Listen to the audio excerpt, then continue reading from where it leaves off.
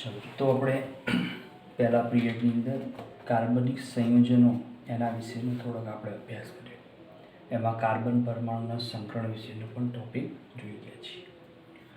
હવે આપણે વાત કરવી છે કે ભાઈ કાર્બનિક જે સંયોજનો છે તો એમનું આપણે વર્ગીકરણ કઈ રીતે કરવું. બરાબર. તો ટોપિક છે કે ભાઈ કાર્બનિક સંયોજનો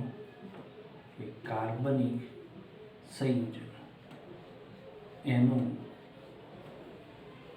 વર્ગીકરણ. હવે જો કે ભાઈ કાર્બનિક સંયોજનો તો એનું વર્ગીકરણ તો બે ભાગમાં કરવામાં આવે છે.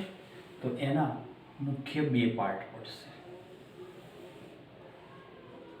એમાં એક ભાગ પડે છે જેને આપણે કહીએ છીએ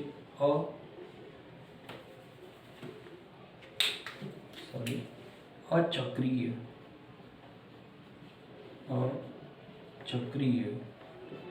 કાર્બનિક સંયોજન. બીજો પ્રકાર પડે છે ચક્રીય કાર્બનિક સંયોજન. ચલો હવે આપણે એમાં થોડુંક સમજી લઈએ કે ભાઈ કાર્બનિક સંયોજનો એના બે ભાગમાં વર્ગીકરણ કરાય છે. એક ભાગ છે અચક્રીય અને બીજો છે ચક્રીય. હવે અચક્રીય એટલે એને આપણે કહીએ છીએ શૃંખલાવાળા કાર્બનિક સંયોજનો કહેવાય છે. બરાબર. શૃંખલાવાળા કાર્બનિક સંયોજનો કોને કહેવાય તો આપણે થોડુંક સમજીએ કે ભાઈ શૃંખલાવાળા કાર્બનિક સંયોજનોમાં તો ત્રણ મુખ્ય સંયોજનો આવશે. એક આવશે જેને આપણે આલ્કેન વર્ગના સંયોજનો કહીએ છીએ. આપણે એને શું કહીએ છીએ? આલ્કેન વર્ગના સંયોજનો. ધોરણ 10 ની અંદર તમે ભણીને આલ્કેન વર્ગના સંયોજનો કે જેનું આપણે સામાન્ય સૂત્ર પણ તમે ભણેલા છો, જેની સામાન્ય ફોર્મ્યુલા છે CnH2n+2 વડે દર્શાવવામાં આવે છે. જેની અંદર આપણે ઉદાહરણ વિશે વાત કરીએ તો મિથેન, ઇથેન, પ્રોપેન આ બધા ઉદાહરણો આવે છે જે તમે ધોરણ 10 માં ભણી ગયા છો. બીજો પ્રકાર પડે છે અચક્રીયમાં, જેને આપણે આલ્કીન વર્ગના સંયોજનો કહીએ છીએ. અને ત્રીજો પ્રકાર પડે છે અચક્રીયમાં, જેને આપણે આલ્કાઇન વર્ગના કાર્બનિક સંયોજનો કહીએ છીએ. હવે આલ્કીન વર્ગના જે કાર્બનિક સંયોજનો છે એનું સામાન્ય સૂત્ર છે CnH2n વડે દર્શાવવામાં આવે છે. તો કોઈ પણ આલ્કીન લઈ લો, બરાબર, જેમ કે ઇથિન, બરાબર, જેને આપણે ઇથિલિન પણ કહીએ છીએ. તો ઇથિલિનની સૂત્ર શું થશે? CH2CH2, બરાબર.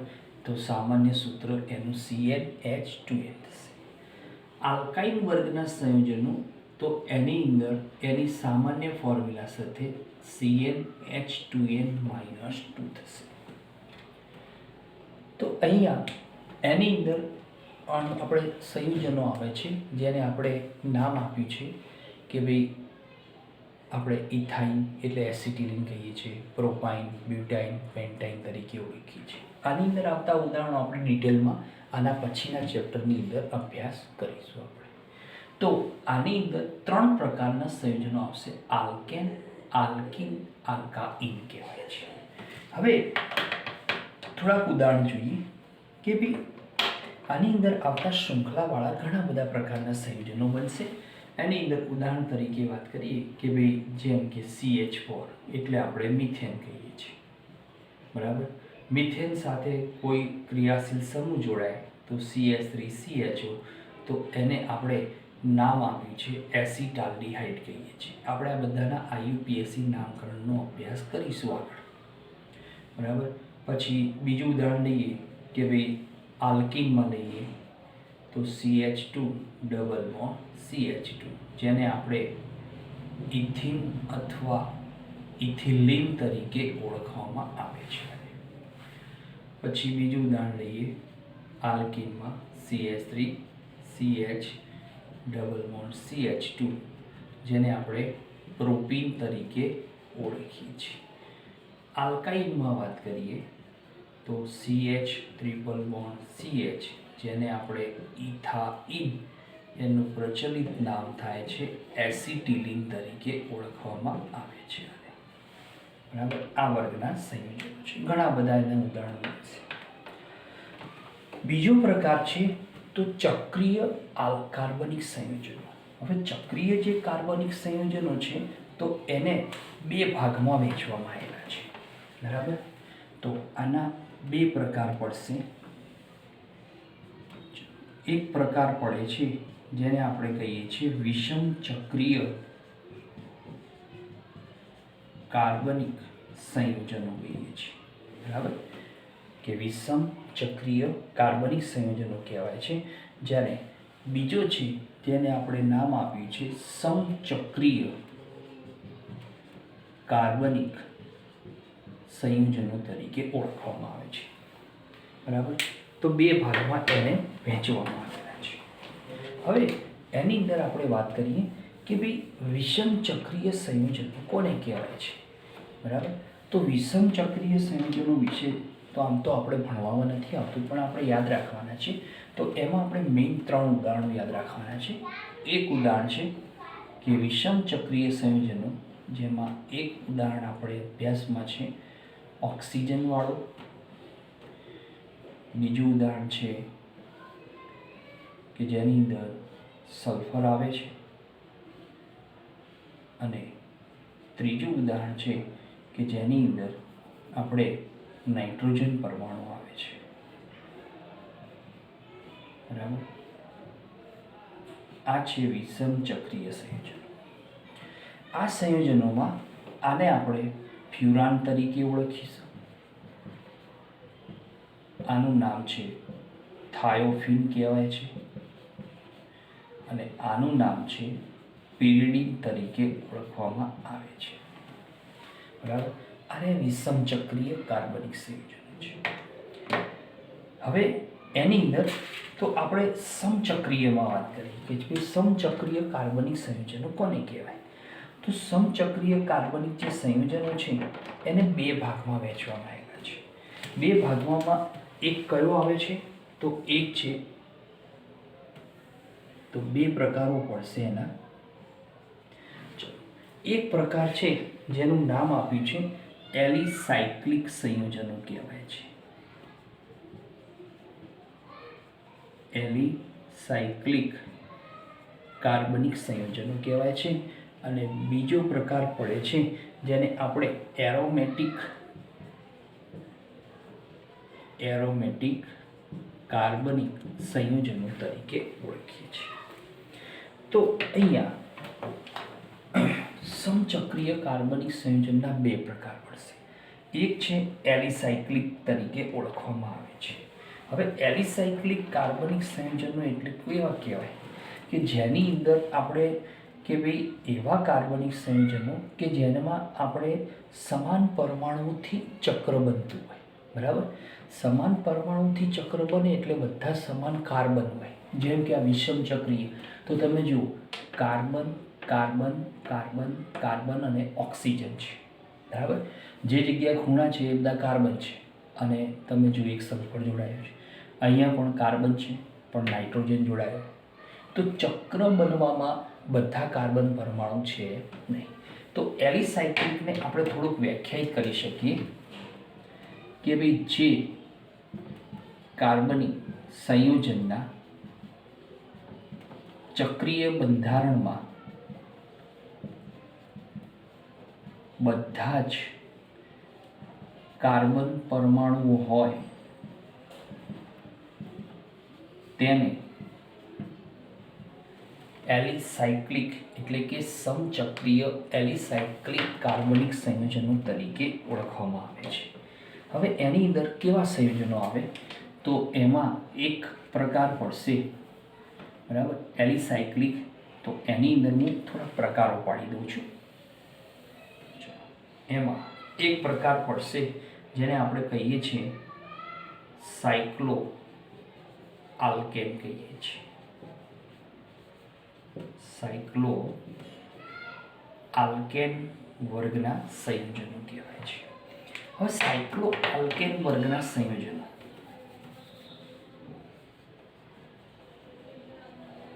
એક પ્રકાર પડે છે જેને આપણે સાયક્લો આલ્કેન કહીએ છીએ. બીજો પ્રકાર પડશે એમાં તો એ બીજા પ્રકારનું નામ છે સાયક્લો આલ્કીન કહેવાય છે. બરાબર, આ સાયક્લો આલ્કીન પડશે. હવે ત્રીજો જે પ્રકાર છે, બરાબર, ત્રીજો પ્રકાર, બરાબર. હવે ત્રીજો પ્રકાર કેવો છે કે જેની અંદર એવા સંયોજનો આવતા હોય કે જે સાયક્લો આપણે ત્રીજો પ્રકાર પછી લઈએ, પહેલા બે પ્રકાર લઈએ. ચલો, આ બે પ્રકાર. હવે સાયક્લો આલ્કેન એટલે કોને કહેવાય? તો સાયક્લો આલ્કેન એટલે તમે જુઓ, જેમ કે હું અહીંયા દર્શાવું છું, તો 3 કાર્બન પરમાણુથી ચક્ર બને. આ ત્રિકોણ, બરાબર, આ ચોરસ, અને આ આપણો પંચકોણ, બરાબર. આ 3 ઉદાહરણ લીધા. આને આપણે કહીએ છીએ સાયક્લો. તો 3 કાર્બન છે એટલે એને પ્રોપેન કહેવાય છે. CH2 CH2 CH2 હોય છે. આ બધા CH2. આમાં 4 કાર્બન છે પણ ચક્રમાં છે એટલે એનું નામ થશે સાયક્લોબ્યુટેન.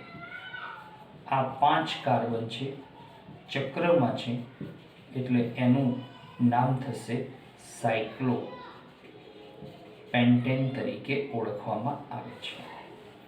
બરાબર. ચલો, સાયક્લો આલ્કીન. તો સાયક્લો આલ્કીન કોને કહેવાય? તો સાયક્લો આલ્કીન એટલે જેમ કે આ સાયક્લો આલ્કેન છે, એમાં એક ડબલ બોન્ડ બતાવો, બરાબર. આની અંદર એક ડબલ બોન્ડ બતાવો. ચોપડીમાં તમને સાયક્લોહેક્સીન આપ્યો છે, આમાં એક ડબલ બોન્ડ બતાવો. તો આ 3 કાર્બન પણ એમાં 2 કાર્બન વચ્ચે ડબલ બોન્ડ એટલે આનું નામ થશે સાયક્લોપ્રોપીન. ચલો, આનું નામ થશે સાયક્લોબ્યુટીન તરીકે ઓળખાશે, અને આનું નામ થશે સાયક્લોપેન્ટીન તરીકે એને ઓળખવામાં આવે છે. તો અહીંયા સાયક્લો આલ્કેન એટલે એની અંદર 3 કાર્બનથી શરૂઆત થાય. સાયક્લોપ્રોપીન, સાયક્લોબ્યુટીન, સાયક્લોપેન્ટીન, સાયક્લોહેક્સીન, બરાબર. એ પ્રમાણે સાયક્લો વર્ગના સંયોજનો જેને ચક્રીય કહેવાય છે. બીજો પ્રકાર છે એરોમેટિક કાર્બનિક સંયોજનો કહેવાય છે. બરાબર. હવે આ જે શૃંખલાવાળા અચક્રીય કાર્બનિક સંયોજનો છે ને, એને આપણે બીજું નામ આપેલું છે એલિફેટિક કાર્બનિક સંયોજનો કહેવાય. એલિફેટિક કાર્બનિક સંયોજનો તરીકે ઓળખવામાં આવે છે. એલિફેટિક કાર્બનિક સંયોજનો કે જે હંમેશા કેવા હોય? શૃંખલામાં હોય. આ બધા શૃંખલાવાળા એટલે એલિફેટિક કહેવાય છે. હવે એની અંદર બીજો પ્રકાર છે કયા? સમચક્રીયમાં. સમચક્રીય એટલે બધા કાર્બનિક સંયોજનો પણ ચક્રમાં હોય, પણ બધા ચક્રમાં કોણ હોય? કાર્બન પરમાણુ જ જોવા મળતું હોય. તો એમાં એક પ્રકાર આવે છે જેને આપણે કહીએ છીએ એરોમેટિક કાર્બનિક સંયોજનો કહીએ છીએ. હવે એમાં યાદ રાખો કે એરોમેટિક કાર્બનિક સંયોજનો તો એમાં 2 પ્રકારોમાં એને વહેંચી દેવામાં આવ્યો છે કે ભાઈ અહીંયા એરોમેટિકની વ્યાખ્યા અહીંયા આપણે મૂકીએ છીએ કે ભાઈ જે કાર્બનિક સંયોજનના ચક્રીય બંધારણમાં ફક્ત 6 કાર્બન પરમાણુ જે એકાંતરિત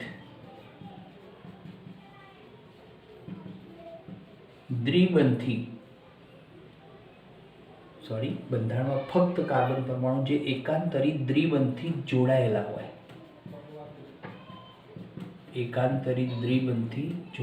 હોય, તેમને એરોમેટિક કાર્બનિક કહેવાય છે.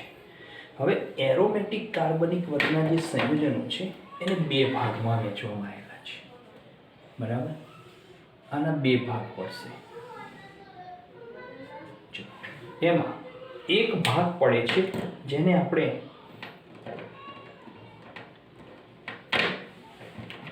બેન્ઝોઇડ વર્ગના સંયોજનો કહીએ છીએ. એક ભાગ પડે છે જેને બેન્ઝોઇડ સંયોજનો તરીકે ઓળખવામાં આવે છે. હવે બેન્ઝોઇડ વર્ગના એરોમેટિક કાર્બનિક સંયોજનો કે જેના બંધારણમાં બેન્ઝીનની રિંગ આવેલી હોય. હવે બેન્ઝીન આપણે ડિટેલમાં બીજા ચેપ્ટરમાં ભણીશું આના પછી, કે ભાઈ બેન્ઝીનની રિંગ આવી હોય તો એવા કાર્બનિક સંયોજનો, તો જેમ કે ઉદાહરણ તરીકે વાત કરીએ કે ભાઈ આ 6 કાર્બન પરમાણુઓ છે, બરાબર, પણ કેવા છે? એકાંતરિત દ્વિબંધથી જોડાયેલા. તો બધા કાર્બન જો એકાંતરિત દ્વિબંધથી જોડાયેલા હોય તો આને કહેવાય છે બેન્ઝીન તરીકે ઓળખાય છે, બરાબર. આ બેન્ઝીન આવો બીજો એક એની સાથે જોડાયેલો હોય તો આને આપણે નેપ્થેલિન તરીકે ઓળખીએ છીએ. બેન્ઝીન રિંગ ઉપર આ બધા પાય બનશે, એની ઉપર NO2 સમૂહ હોય તો એને બોલાય છે નાઇટ્રોબેન્ઝીન કહેવાય છે. બેન્ઝીન રિંગ ઉપર ઘણા બધા સંયોજનો છે, પણ આપણે થોડાક ઉદાહરણો જોઈએ. NH2 સમૂહ હોય તો એને એનિલિન તરીકે ઓળખવામાં આવે છે, બરાબર. બેન્ઝીન રિંગ ઉપર COOH સમૂહ હોય કે ભાઈ બેન્ઝીન રિંગ એની ઉપર COOH સમૂહ હોય તો એને આપણે બેન્ઝોઇક એસિડ તરીકે ઓળખીએ છીએ, બરાબર. બીજું એક ઉદાહરણ લઈએ કે બેન્ઝીન રિંગ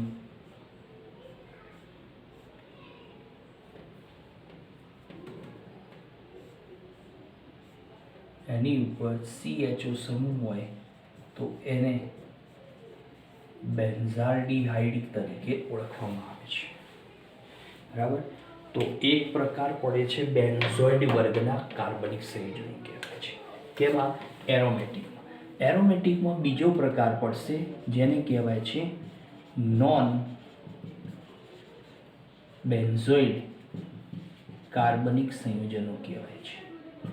તો નોન બેન્ઝોઇડ વર્ગના કાર્બનિક સંયોજનો તરીકે ઓળખાય છે. હવે આને તો નોન બેન્ઝોઇડ વર્ગના જે કાર્બનિક સંયોજનો છે તો એમાં આપણે એક જ ઉદાહરણ યાદ રાખવાનું છે, અને એ ઉદાહરણ આ રીતનું છે.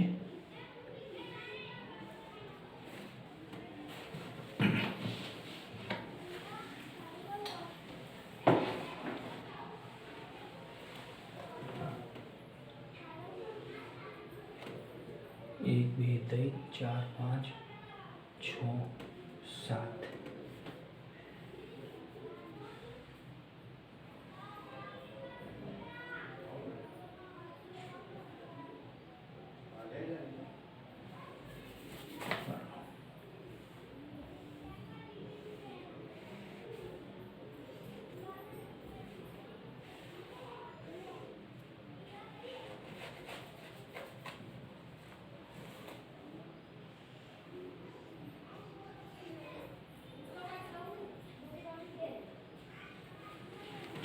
આ પ્રકારનું સંયોજન છે જેનું નામ છે ટ્રોપોલોન તરીકે ઓળખવામાં આવે છે, અને ટ્રોપોલોન કહેવાય છે, બરાબર. આમાં ઘણા બધા ઉદાહરણો છે પણ આપણે બધા ભણવાના છીએ. તો જો કાર્બનિક સંયોજન એને વર્ગીકરણ કર્યું અચક્રીય અને ચક્રીય. અચક્રીયને શૃંખલાવાળા કહેવાય, એલિફેટિક કહેવાય, જેમાં આલ્કેન, આલ્કીન, આલ્કાઇન આ પ્રકારના સંયોજનો હશે. અચક્રીય કાર્બનિક સંયોજનમાં વિષમ ચક્રીય, સમચક્રીય, બરાબર. વિષમ ચક્રીયમાં ફ્યુરાન, થાયોફીન, પિરિમિડિન. સમચક્રીયમાં એલિસાયક્લિક અને એરોમેટિક. એલિસાયક્લિક એટલે કે કાર્બનિક સંયોજનના ચક્રીય બંધારણ ખરું, પણ બધા ચક્રમાં કોણ હોય? કાર્બન પરમાણુ હોય. એમાં બે ભાગ પડે. એક સાયક્લોઆલ્કેન અને સાયક્લોઆલ્કીન પડશે. સાયક્લોઆલ્કેનમાં સાયક્લોપ્રોપેન, સાયક્લોબ્યુટેન, સાયક્લોપેન્ટેન, સાયક્લોહેક્સેન એ પ્રમાણે. સાયક્લોઆલ્કીનમાં તો સાયક્લોપ્રોપીન, સાયક્લોબ્યુટીન, સાયક્લોપેન્ટીન, સાયક્લોહેક્ઝીન તમારા ચોપડીમાં આપેલું છે. એરોમેટિક કાર્બનિક સંયોજન એટલે જે કાર્બનિક સંયોજનના ચક્રીય બંધારણમાં ફક્ત કાર્બન પરમાણુ જે કેવા હોય એકાંતરિત દ્વિબંધથી જોડાયેલા હોય. તો એમાં બે પ્રકાર પડશે, એક બેન્ઝોઇડ, નોન બેન્ઝોઇડ. બેન્ઝોઇડમાં ઉદાહરણ મૂક્યા છે benzene, naphthalene, nitrobenzene, aniline, benzoic acid, benzaldehyde. Non benzoid કાર્બનિક સંયોજનો ઘણા બધા છે, પણ આપણા અભ્યાસક્રમમાં એક ઉદાહરણ આપ્યું છે એટલે વધારે આપણે યાદ રાખવાનું છે નહીં. એનું નામ છે ટ્રોપોલોન કહેવાય છે. તમે જુઓ કેટલા કાર્બન છે? 7 કાર્બન. 1, 2, 3, 4, 5, 6 અને 7. 7 કાર્બન પરમાણુ કેવા છે? ચક્રમાં છે. બરાબર, એટલે કેવા થઈ ગયા? નોન બેન્ઝોઇડ થઈ ગયા. તમે બેન્ઝોઇડમાં જુઓ તો 6 કાર્બન પરમાણુ ચક્રમાં જોવા મળતા હોય છે આપણને. બરાબર, તો અહીંયા કાર્બનિક સંયોજન એનું આખું વર્ગીકરણ તે થાય છે. હવે આપણે થોડોક અભ્યાસ કરવાનો છે કે આ બધા જે કાર્બનિક સંયોજનો વર્ગીકરણ કર્યું તો એમાં આપણે ઉદાહરણોમાં આપણે એમના નામ લખ્યા છે. તો આ નામ કઈ રીતે લખી શકાય? તો એની માટે કે કાર્બનિક કોઈપણ સંયોજનનું IUPAC પદ્ધતિ પ્રમાણે નામકરણ કરવામાં આવે છે. હવે એ નામકરણ માટેના આપણી જોડે કેટલા છે? તો 7 થી 8 નિયમો છે આપણા અભ્યાસક્રમમાં. તો હવે આપણે નેક્સ્ટ પિરિયડમાં નિયમોની શરૂઆત કરીશું. બરાબર, એ નિયમો દ્વારા એનો અભ્યાસ કરીશું કે આપણે કોઈપણ કાર્બનિક સંયોજનનું IUPAC નામ કેવી રીતે લખવું એનો આપણે ડિટેલમાં અભ્યાસ કરીશું. બરાબર, તો નેક્સ્ટ પિરિયડમાં આપણે નામકરણના નિયમોનો અભ્યાસ કરીશું.